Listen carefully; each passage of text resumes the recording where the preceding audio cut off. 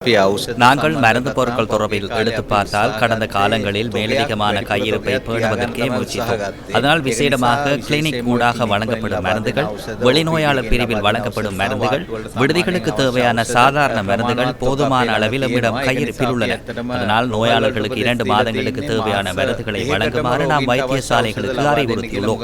ஏனெனில் வைத்தியசாலைகளுக்கு வருகின்ற சன நெரிசலை தவிர்ப்பதன் ஊடாக நமக்கு எரிசக்தி சேமிப்பை ஏற்படுத்திக் கொள்ள முடியும் என்பதால் 2 மாதங்களுக்கு வழங்குமாறு கூறியுள்ளோம். அதற்கு மேலதிகமாக நமக்கு கிடைக்கும் மருந்து தொகுதிகள் தொடர்பில் நாம் மருந்துகளை முற்பதிவு செய்துள்ளோம். அந்த முற்பதிவுகள் உரிய காலத்திற்கு வருகின்றனவா என சம்பந்தப்பட்ட வெளிநாட்டு நிறுவனங்கள் மற்றும் உள்நாட்டு நிறுவனங்களிடம் நாம் வினவியுள்ளோம். அவர்கள் அனைவரும் உரிய காலத்தில் மருந்துகள் கிடைக்கும் என கூறியுள்ளனர். ஈரானில் இருந்து வருகின்ற மருந்துகளும் நமக்கு கிடைத்துக் கொண்டிருக்கின்றன. மருந்துகளின் விலைகளில் அதிகரிப்பு ஏற்படுமா? அதிக அளவில் பயன்படுத்தப்படும் மருந்து பொருட்கள் தொடர்பில் விலை கட்டுப்பாடு நிலவுகின்றது. அந்த விலை கட்டுப்பாட்டுக்கு அமைவாக தனியார் துறையின் விலைகள் தீர்மானிக்கப்படுகின்றன.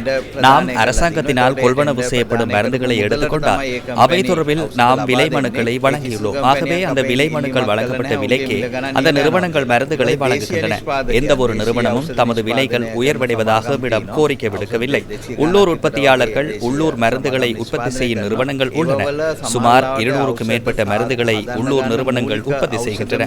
அவற்றில் சில சந்தர்ப்பங்களில் மருந்துகளை தயாரிப்பதற்கு பயன்படுத்தப்படும் மூலப்பொருட்களின் விலையில் ஏதேனும் அதிகரிப்பு ஏற்பட்டால் அந்த விலை அதிகரிப்பை நியாயமான அளவிற்குள் அதிகரிப்பதற்கான சூத்திரம் ஒன்று உள்ளது.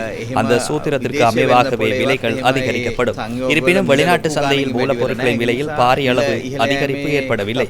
ஆகவே தற்போதைக்கு விலை அதிகரிப்பதற்கான எவ்வித சாத்தியமும் இல்லை.